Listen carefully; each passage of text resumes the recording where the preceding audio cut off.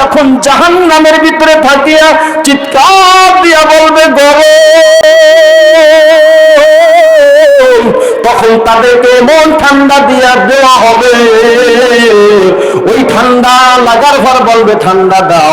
আবার তাদেরকে এমন গরম পানি দেওয়া হবে, ঠান্ডার কারণে গরম চাইবে, আবার পানির তৃষ্ণায় এমন পানি দেওয়া হবে ফি সামুমিন ওয়া হামীম, তাদেরকে ফুটন্ত পানি খাইতে দেওয়া হবে। লাকিলুনা মিন শাজারিন মিন যাকুম, ওই জাহান্নামীদেরকে আল্লাহ পাক যাকুম গাছ থেকে খাওয়াইবে, যে যাকুম গাছের ভিতরে সবগুলা কাঁটা থাকবে, গলার ভিতরে বাজিয়া যাইবে। তখন বলবে পানি, পানি দাও, পানি লাগবে। তখন আল্লাহ পাক এমন পানি দিবে, গরম পানি, ওই গরম পানির সঙ্গে গলিয়া গলিয়া নারী পুরুষ পিছনের রাস্তা দিয়া জব জব করিয়া পড়িয়া যাইবে। আল্লাহ বলেন লা ইয়ামুতু ফিহা ওয়া লা ইয়াহইয়া, ওই জাহান্নামীরা জাহান্নামে বাঁচবে না এবং মরবেও না। এই কারণে সাহাবায়ে কেরাম জাহান্নামের কথা শুনিয়া কান্না করত। সাহাবায়ে কেরাম এক সময় আল্লাহর হাবিব মুহাম্মদ রহমতের নবী জান্নাতের জাহান্নামের কথা আলোচনা ওয়াজ করতেছিলেন। হঠাৎ করিয়া সাহাবীরা চিৎকার দিয়া কাঁদিয়া উঠল। হযরত আসমা নবীর কন্যা বলতেছেন, শেষের হাদিসের এবারটা কি ছিল? সাহাবীদের কান্নার কারণে আমি বুঝতে পারি নাই। এই দুনিয়ার জীবনে দেখেন, এই শীতের মৌসুমে গরম পানি দিয়া উযু করতে গেলে একটু গরম যদি বেশি হইয়া যায় তাহলে দেখবেন কষ্ট লাগিয়া ওঠে। আবার গরম মৌসুমে বেশি গরম লাগলে কষ্ট লাগিয়া ওঠে। ওই অন্ধকার কবর জাহান্নামের আগুন গোলাইয়া যাবে। রহমতের নবী বলেন ৯৯টা সাপ অন্ধকার কবরে আসিয়া জ্বলিয়া যাইবে। তখন আপনার বা কি উপায় হবে, আমার কি উপায় হবে, কেউই জানি না। আল্লাহ বলেন আমার নিয়ামতের কৃতজ্ঞতা আদায় করে বান্দা। আল্লাহ জীবন দিয়া পৃথিবীতে পাঠাইলেন, এই জীবন চলার জন্য আল্লাহ আলো দিলেন, সূর্য কোনোদিন বিল চাই নাই। দুনিয়ার সরকার আলো দিলেন আপনাকে আমাকে কারেন্টের মাধ্যমে। বলেন আমার প্রশ্নের উত্তর দিবেন জ্ঞানী মানুষ, যারা উত্তর দিবেন তারা, যারা জ্ঞানী তারাই বসবেন জ্ঞান গর্ব কথা বলার জন্য। আল্লাহ যেন আপনাকে আমাকে জ্ঞান গর্ব কথা শুনিয়া মানার জন্য তৌফিক দান করেন। আল্লাহ রাব্বুল আলামিন বলেন, বান্দা আমি তোমার জীবন চলার জন্য সূর্য দিলাম, রাতের বেলা চাঁদ দিলাম, আবার আপনার আমার জন্য আল্লাহ পাক তারা দিলেন দিন বাতি স্বরূপ। দুনিয়ার সরকার কারেন্ট দিয়া তোমাকে আলো দেয়, এই যে আলো চলতেছে, বলেন আলোর কারেন্টের আলোর বিল নাই কিনা? কোনদিন আল্লাহ পাক সূর্যের আলোর বিল চাইল না, আল্লাহ পাক চন্দ্রের আলোর বিল চাইল না, আল্লাহ পাক তারার আলোর বিল চাইল না। আল্লাহ বলেন অশকুরু নি'মাতাল্লাহি ইন কুনতুম ইয়াহু তা'বুদুন। আল্লাহ নিয়ামতের কৃতজ্ঞতা এখন আদায় করে বলেন আলহামদুলিল্লাহ। এখন গেল আলোর কথা, দ্বিতীয়তে আসেন আল্লাহ রাব্বুল আলামিন আপনাকে আমাকে দান করলেন কত সুন্দর করিয়া পানি। দুনিয়ার ভিতরে পানি যখন নলকূপে আপনি আমি উঠাই টিউবওয়েলের মাধ্যমে, ওই পানি দিয়ে যখন ৯৫০ ফিট নিচে পাইপটা ঢুকায় দেন, তারপর টিউবওয়েলের মাধ্যমে আল্লাহ পাক আপনাকে আমাকে পানির ব্যবস্থা করে দেয়। বান্দা তুমি টিউবওয়েলের পানি নিজে আনতে পারো নাই, আমি আল্লাহ তোমার জন্য পানির ব্যবস্থা করে দিলাম। দুনিয়ার সরকার বাসা বাড়িতে যে পানির লাইন দিলেন, ওই বাসা বাড়িতে পানির বিল আছে কি নাই? আছে। কিন্তু আল্লাহ রাব্বুল আলামিন কুদরতিহি পানি দিলেন তোমার আমার জন্য ৯৫০ ফিট নিচ থেকে টিউবওয়েলের মাধ্যমে যেই পানি ওঠে, এই পানির বিল কোনোদিন চাইছেন? চাই নাই। আল্লাহ পাক আপনাকে আমাকে নদীর ভিতরে নতুন নতুন পানি দেন, পানিগুলা যাতে করে নষ্ট হয়ে না যায়। পুকুরের পানি জমা থাকে, এই কারণে কালো বর্ণ হয়ে যায়। আল্লাহ পাক আপনাকে আমাকে নদীর ভিতরে জোয়ার বাতার মাধ্যমে কত সুন্দর পানি দিতেছেন দোয়া পোছার জন্য, কিন্তু কোনদিন পানির বিল চায় নাই। দুনিয়ার মোটরের মাধ্যমে পানি উঠাইলে দুনিয়ার সরকারের কাছে বিল দিতে হয়। আল্লাহ এমন সরকার যিনি মোটরের মাধ্যমে ওই যে কুদরতি পানি দিলেন, সেই পানির কোনদিন বিল নিলেন না। এখন আল্লাহ পাক বলেন, ওয়া আম্মা বিনি'মাতি রাব্বিকা ফাহাদ্দিস। ও নবী, আপনি বেশি বেশি আমার নিয়ামতের কথাগুলা বর্ণনা করতে থাকেন। আল্লাহ রাব্বুল আলামিন বলতেছেন, বান্দা তোমাকে পানি দিলাম, বিল নিলাম না। হাওয়া দিতেছেন, বলেন কোনদিন আল্লাহকে বিল দিতেছেন? হাওয়া বাতাস অক্সিজেন দিতেছেন, আল্লাহ কোনদিন বিল নিতেছে না। আল্লাহ পাক কুদরতি হাওয়া আপনাকে আমাকে দান করে দিলেন গরমের মৌসুমে। যখন আমি আল্লাহর কুদরতি হাওয়া গ্রহণ করি কতই না ভালো লাগে। কোনদিন আল্লাহ তাআলা আপনার আমার থেকে বাতাসের বিল চাইল না, অক্সিজেনের বিল চাইল না। প্রধানমন্ত্রী অসুস্থ অবস্থায় তাকে অক্সিজেন দিয়ে রাখলো, বলেন বিল আছে কি নাই? অক্সিজেনের বিল আছে, হাওয়া বাতাসের বিল আছে। দুনিয়ার সরকার অক্সিজেন দিয়া, দুনিয়ার সরকার কারেন্টের মাধ্যমে, ফ্যানের মাধ্যমে আমরা যে বাতাস গ্রহণ করি, সেই বাতাসেরও বিল আছে। আল্লাহ পাক কুদরতি বাতাস দিলেন, ওই বাতাসের কোনদিন বিল চাইলেন না। এই কারণে আল্লাহ বলে, ওয়া আম্মা বিনি'মাতি রাব্বিকা ফাহাদ্দিস। ও নবী, আপনি আপনার রবের নিয়ামতের কথাগুলো বর্ণনা করতে থাকেন। একের পর এক যখন নিয়ামতের কথাগুলো বর্ণনা করতে থাকবে, তখন বান্দা নিয়ামতের শুকরিয়া কৃতজ্ঞতা আদায় করা তার পক্ষে সহজ হয়ে যাবে। ওয়া আম্মা বিনি'মাতি রাব্বিকা ফাহাদ্দিস। আল্লাহ রাব্বুল আলামিন বলেন, বান্দা শুধু পানি নয়, বাতাস নয়, হাওয়া নয়, তোমার জীবন চলার জন্য আমি তোমার জন্য কত সুন্দর বাড়ি ঘরের ব্যবস্থা করে দিলাম। পুরা দুনিয়া তোমার জন্য করে দিলাম। দুনিয়ার সরকার সব কিছুর বিল নিল।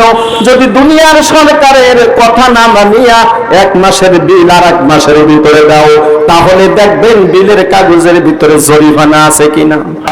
বান্দার যখন নির্দিষ্ট সময় এসে যাবে, তখন তাকে সময় দেওয়া হবে না।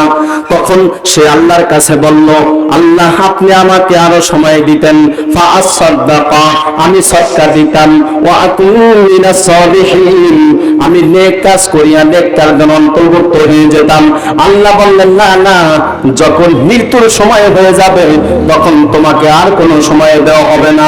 তবে মানুষের মৃত্যুর সময় একটা কিয়ামত সংঘটিত হবে। ওই কিয়ামতটা হলো ব্যক্তিগত কিয়ামত। আর যখন হাসরের মাঠে একটা কিয়ামত হবে, ওই সময়টা হলো হাসরের মাঠের কিয়ামতটা হলো সমষ্টি কিয়ামত। ব্যক্তিগত কিয়ামত হলো মৃত্যু। আল্লাহ রাব্বুল আলামিন এর কোন বান্দা যদি পৃথিবীতে মারা যায়, তখন আমরা যখন কানে শুনতে পাই, বলি ইন্না লিল্লাহি ওয়া ইন্না ইলাইহি রাজিউন। নিশ্চয়ই আমরা আল্লাহর জন্য এবং আল্লাহর কাছে ফিরে যাব। কেউ দুনিয়াতে থাকতে পারবো না।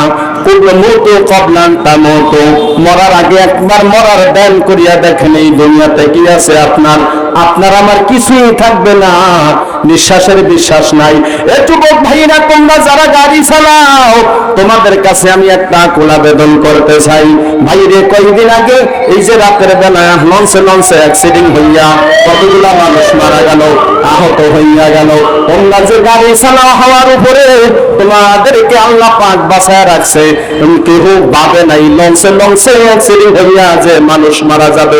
লঞ্চে অ্যাক্সিডেন্ট হয়, এই গাড়িতে বাজে অ্যাক্সিডেন্ট হয়। ওই জুনায়েদ আল হাবিব সত্য বক্তা, সে এই উত্তরবঙ্গে যখন মাহফিল করে রওনা দিলেন, হঠাৎ করে কুয়াশার কারণে দেখা পাইল না, অ্যাক্সিডেন্ট হইয়া তার গাড়ি নষ্ট হইয়া গেল। দেখেন, মানুষ অ্যাক্সিডেন্ট হইয়া মারা যায়। এই দুনিয়াতে আপনি আমি অ্যাক্সিডেন্ট হইয়া মরি অথবা অসুস্থ হইয়া মরি, যেইভাবে মরি না কেন, বলেন মরণ একদিন হবে কিনা। আল্লাহ বলতেছেন, কুল্লু নাফসিন যায়িকাতুল মাউত, প্রত্যেক প্রাণী মৃত্যুর স্বাদ গ্রহণ করবে, তারপর তার রবের কাছে ফিরে যেতে হবে। আল্লাহ বলেন বান্দা তুমি মৃত্যুবরণ করতে চাও না? আল্লাহ বলতেছেন কুল ইন্নাল মাউতাল্লাযী তাফিরুনা মিনহু ফাইন্নাহু মুলাকীকুম, তোমরা যেই মৃত্যু থেকে পালাও ওই মৃত্যু তোমাকে সাক্ষাৎ করবে। বলেন আপনার আমার একদিন মৃত্যু হবে কি হবে না? আজকে মরলে কালকে 2 দিন, পরের দিন কেউ কাঁদবে না। যাদের জন্য করলা কামাই তারা কেউ চিনবে না। থাকতে সময় করো আমল, ঈমান করো খাঁটি,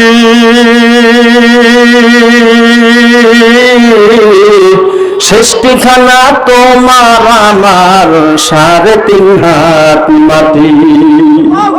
কত কষ্ট করে তুমি করলা সুখের বাড়ি, এই বাড়িতে ঠাই হবে না, যাইতে হবে সারি।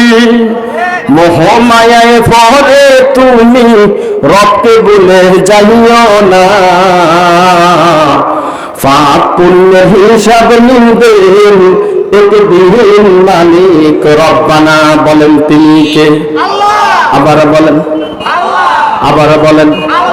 ওই আল্লাহকে বান্দা আল্লাহ বলিয়া ডাক দিলে আল্লাহর কুদরতি অন্তরটা ঠান্ডা হইয়া যায়। মা আব্বাকে ডাক দিলে যেমন মা বাবার অন্তরটা ঠান্ডা হইয়া যায়। ও বান্দা বাহিরে কেন ভিতরে আসেন? ও বান্দা দুনিয়াতে থাকা জায়গা না। আল্লাহ বলেন ফাইনামা তুআল্লু ফাসাম্মা ওয়াজহুল্লাহ, তুমি যেদিকে থাকো ওইদিকে তোমার রব আছে। সজরমে হজরমে যে দার দেখতা হয় ওদার তুহি হাই তুহি হাই। যেহেতু আল্লাহ পাক এতগুলো নিয়ামত দিলেন, বর্ণনা দিলাম, এখন নিয়ামত গুনতে থাকবেন, কোন নিয়ামতই গুনিয়া শেষ করতে পারবেন না। এখন শুকরিয়া আদায় করতে হবে, ওই রব্বে কারিমের শুকরিয়া আদায় করতে যাইয়া ভুল করতে পারবেন না। আমার বন্ধুগণ মনোযোগ দিয়া শুনবেন, আল্লাহর এক বান্দা তিনি রাতের বেলা ঘুমায় রইল। কথাটা একটু পরে বলতে হয়, আপনা বলেই ফেলি, যেহেতু শুরু করছি। আল্লাহর বান্দা রাতের বেলা ঘুমাইয়া রইলেন, হঠাৎ করিয়া তার ঘরের ভিতরে সিংহীন দিয়া একটা লোক ঢুকিয়া মাল সামান অবস্থার ভিতরে নিয়া চুরি করিয়া রওনা দিবে। এই অবস্থায় আল্লাহর বান্দা ঘরের ভিতরে যখন দুয়ার দিয়া বের হবে, মালিক পিছন দিক দিয়া ধরে ফেললেন। ওর শরীরে ছিল নারিকেল তেল, নারিকেল তেল থাকার কারণে ছুটিয়া দিছে দৌড় বস্তা ফালাইয়া। মালিক চিন্তা করলেন চোর তো বের হয়ে গেছে, বাতি তো ধরাই নাই, বাতি তো জ্বালাই নাই। সে ঘুমের হিসাব করিয়া বেরিংয়ের ভিতরে শুয়ে রইল। বললেন এই চোর বস্তা নিতে অবশ্যই আসবে। নাক টানিয়া টানিয়া ঘুমাইতেছে, ঘুমের বান ধরিয়া রাখছে। ওই লোকটা কাঠ মিস্ত্রি ছিল, কাঠ মিস্ত্রির কাছে পার কাটা উঠানে একটা হারাইস আছে, কথা বলেন। ওই হারাস নিয়ে বসিয়া রইল। বলল ওরে তো হাত দিয়া ধরিয়া রাখতে পারি নাই, ওরে হারাইস দিয়া ধরতে হইবে, কারণ শরীরের ভিতরে নারকেল তেল দিছে চোর বেটায়। মালিক অনেক সময় নাক টানিয়া ঘুমের বান ধরিয়া ঘুমায়। চোর ভাবলেন যে মালিক ঘুমাইছে, এখনই আমি বস্তাটা নিয়ে বের হইয়া যাইব। যখন ঘরের ভিতরে ঢুকিয়া বস্তা মাথায় গেছে, মালিকে যাইয়া পিছন দিয়া হাতের ভিতরে হারাস দিয়া চাপ দিয়া বলছে চাপ দিস। এখন বলেন চলতে পারবে? এটা একটা উদাহরণ দিলাম। যখন আপনি আলহামদুলিল্লাহ রে চাপ দিয়া বলবেন, সুবহানাল্লাহ রে চাপ দিয়া বলবেন, সুবহানা রাব্বিয়াল আলা রে চাপ দিয়া বলবেন, সামি আল্লাহু লিমান হামিদা রব্বানা লাকাল হামদু রে চাপ দিয়া বলবেন, আত্তাহিয়াতু রে চাপ দিয়া পড়বেন, তাহলে অর্থ ঠিক থাকবে, তাহলে সওয়াব হবে। এই কারণে বহু বান্দা দেখি নামাজ পড়ে অন্যের জমি ঠেলা বন্ধ করে না, ওর নামাজ হয় না সঠিকভাবে, সঠিকভাবে নামাজ হয় না। নামাজ পড়ে ঘুষ খায়, নামাজ পড়ে অন্যের সম্পদ আত্মসাৎ করে, নামাজ পড়ে গালিগালাজ মুখ দিয়া একটু থামে না। ঘরের ভিতরে নাতির সঙ্গে বউর সঙ্গে শুধু অশ্লীল ভাষায় কথাই বলতে থাকে।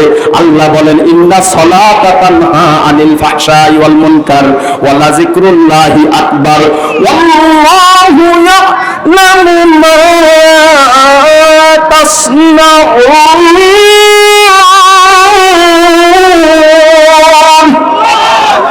নিঃস্ব নামাজ মানুষকে অশ্লীল মন্দ থেকে ফিরায় রাখে, ওই লোকটা নামাজও ভরে গালিও দেয়, ওই লোকটা নামাজও ভরে সুদও খায়, ওই লোকটা নামাজও ভরে সে অন্যের জমিও ঠেলিয়া খায়, ওই লোকটা নামাজও ভরে কলম দিয়া টাকা নেয়। কথা কয় না? এমন লোক আপনাদের সমাজে নাই। বোঝা গেল নামাজ সঠিক না, কারণ আল্লাহ কথা কোনোদিন মিথ্যা হবে না। কারণ আল্লাহ বলছে ইন্না সালাতা তানহা আনিল ফাহশাই ওয়াল মুনকার, নামাজ মানুষকে অন্যায় অশ্লীল মন্দ থেকে ফিরিয়ে রাখে। হাজী সাহেব হজ করলো, সে অন্যের সম্পদ লুণ্ঠন করে খাইতে পরোয়া করে না, ওই হাজী সাহেবকে হাজী না বললো আবার মন খারাপ করে। কেউ ভাই হজ করছেন কার জন্য? নামাজ পড়ছেন কার জন্য? যাকাত দেন কার জন্য? এইভাবে সবকিছু যদি আল্লাহর জন্য করিয়া থাকেন, তাহলে আপনার তো মানুষে বলুক বা না বলুক, আপনার অন্তর তো থাকবে আল্লাহর সন্তুষ্টি। অতএব আপনি আমি যত নিয়ামত পাইতেছি, বলেন নিয়ামতের শুকরিয়া কি আদায় করতেছি? নিয়ামতের বেশি বেশি শুকরিয়া আদায় করবেন। ভালো আছেন আলহামদুলিল্লাহ, সুখে আছেন আলহামদুলিল্লাহ, দুঃখে আছেন আলহামদুলিল্লাহ, বলেন না আলহামদুলিল্লাহ। যেই ব্যক্তি সুখে দুঃখে সর্বহালতে আলহামদুলিল্লাহ বলবে, ওই ব্যক্তিকে কাল কিয়ামতের দিন আল্লাহ তাআলা আগে আগে জান্নাতে ঢুকায়া দিবে। আউয়ালু মান উদআ ইলাল জান্নাতি আল্লাযীনা ইয়াহমাদুনাল্লাহা ফিস সাররাই ওয়াদ দাররাই। আল্লাহর নবী রহমতের নবী বলেন, যেই ব্যক্তি আলহামদুলিল্লাহ বলল, সে আল্লাহর কৃতজ্ঞতা আদায় করলো। এখন বলেন, এই মাহফিলে আসার বসার তৌফিক দিল কে? আল্লাহর রহমত না থাকলে আসতেন না। আমাদের এই ভোলার ভিতরে একটা অভ্যাস হলো, মানুষ মাগরিবের পর বসে না। আমরা তো মাগরিবের পর কথা কম বলি। 23টা মাহফিল নিয়ে ঢাকা থেকে বের হইলাম, আল্লাহ ইচ্ছায় 20 নম্বর মাহফিল চলতেছে, আপনাদের সামনে বসে গেলাম।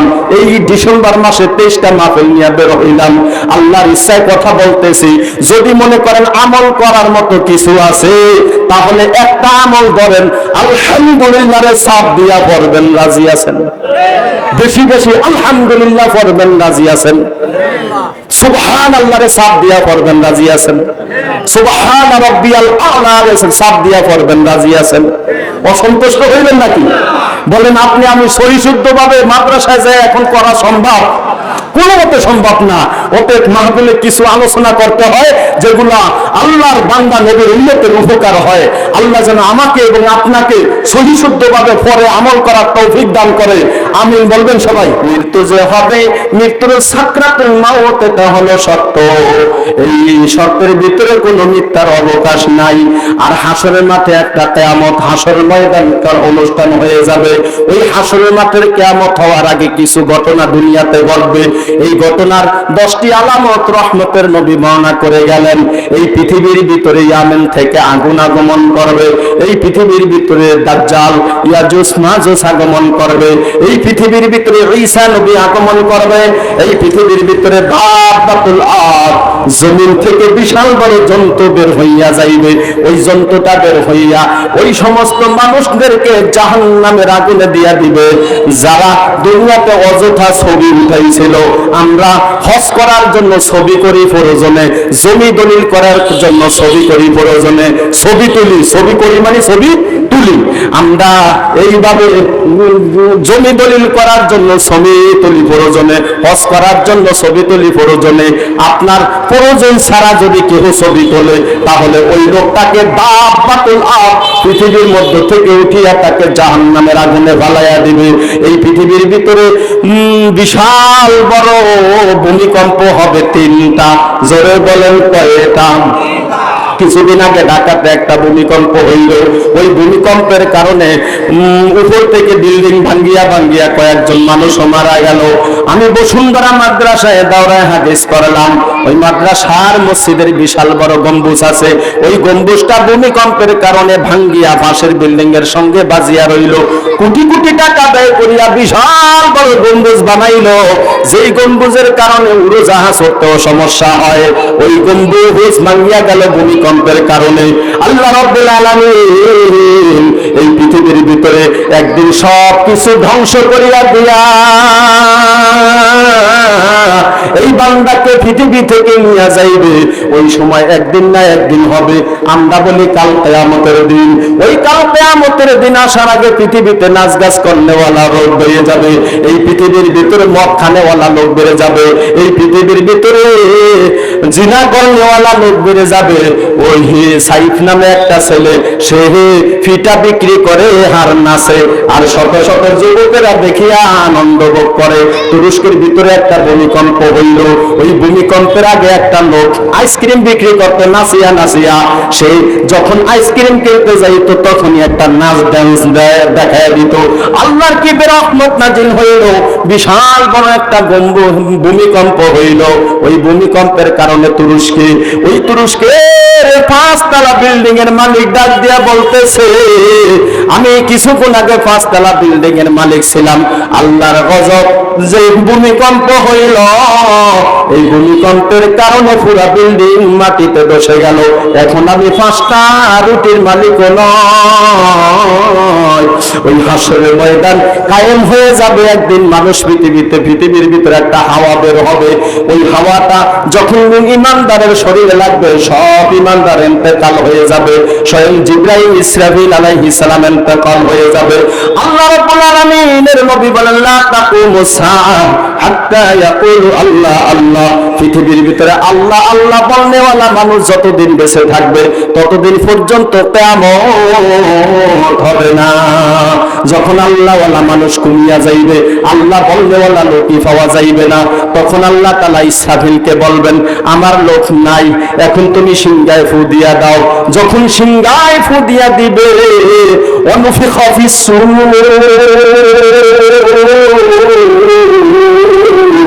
আল্লাহ পাক ইসরাফিলকে বলবেন সিংহায় ফু দিয়া দাও।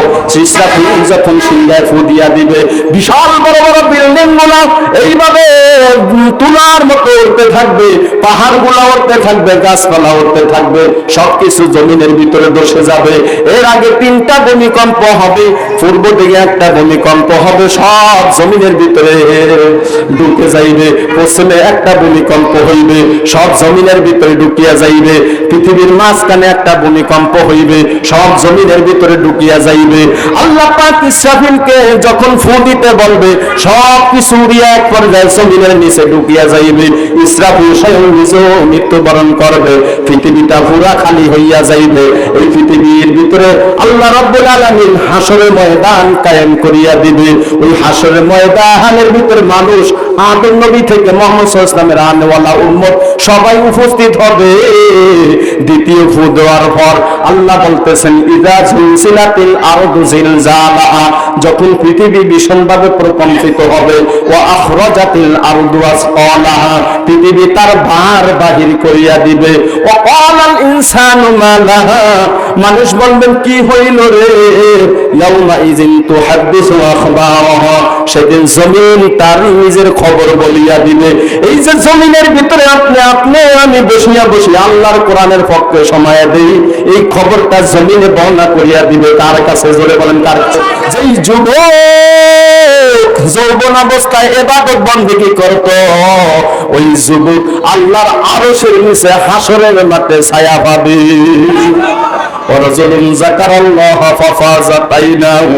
যেই ব্যক্তি আল্লাহর জিকির করছে আর তার চক্ষু দিয়া পানি বের হইছে। এই দুনিয়ার ভিতরে সবার অন্তর নরম না।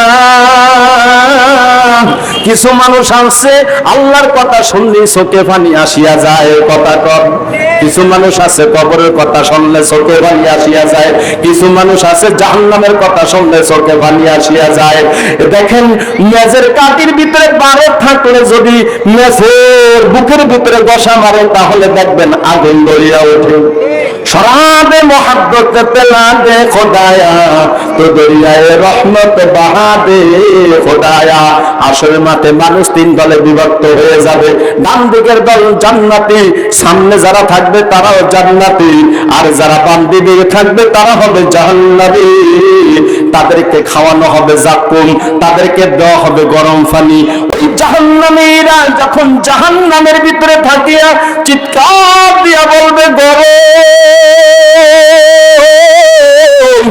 তখন তাদেরকে এমন ঠান্ডা দিয়া দেওয়া হবে, ওই ঠান্ডা লাগার পর বলবে ঠান্ডা দাও।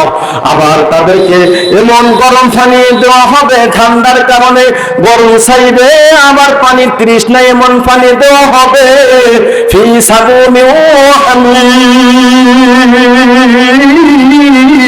তাদেরকে ফুটন্ত পানি খাইতে দেওয়া হবে। লাকিলুনা মিন শাজারিন মিন যাকুম, ওই জাহান্নামীদেরকে আল্লাহ পাক যাকুম গাছ থেকে খাওয়াইবে, যে যাকুম গাছের ভিতরে সবগুলো কাঁটা থাকবে, গলার ভিতরে বাজিয়া যাইবে। তখন বলবে পানি, পানি দাও, পানি লাগবে। তখন আল্লাহ পাক এমন পানি দিবে, গরম পানি, ওই গরম পানির সঙ্গে গলিয়া গলিয়া নারী বুড়ি সব পিছনের রাস্তা দিয়া জব জব করিয়া পড়িয়া যাইবে। আল্লাহ বলেন লা ইয়ামুতু ফিহা ওয়া লা ইয়াহইয়া, ওই জাহান্নামীরা জাহান্নামে বাঁচবে না এবং মরবেও না। এই কারণে সাহাবায়ে কেরাম জাহান্নামের কথা শুনিয়া কান্না করত।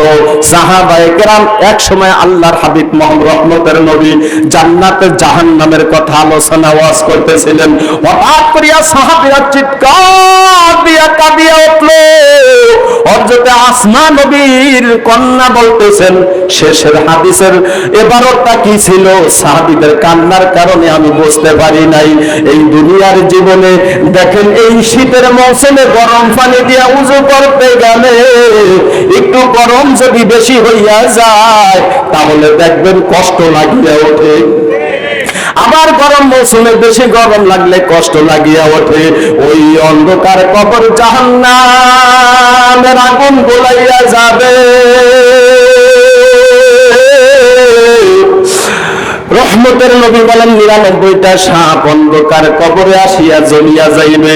তখন আপনার বা কি উপায় হবে, আমার কি উপায় হবে, কেউই জানি না। অতএব যারা বাম দিকে থাকবে তারা যাবে জাহান্নামে। ওই জাহান্নামীদের বড় কঠিন অবস্থা হবে।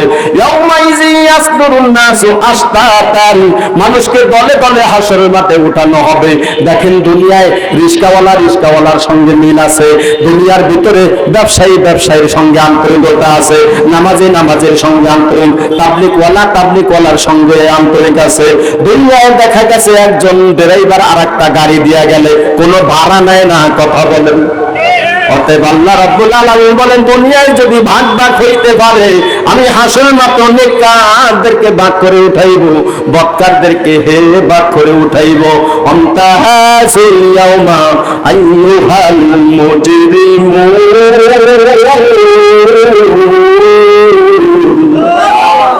যারা নাফরমান গুনাহগার তাদেরকে ফিরিত করিয়া দেব। ফারিকুন ফিল জান্নাতি, একদল হবে জান্নাতি, ও ফারিকুন ফিস সাইর, আরেক দল হবে সাইর নামে জাহান্নামী। সাইর নামে জাহান্নামে কারা যাবে? আল্লাহ বলতেছেন, ওয়া ক্বালু লাউ কুননা নাসমাউ আও নাআকিলু মা কুননা ফি আসহাবিস সাইর।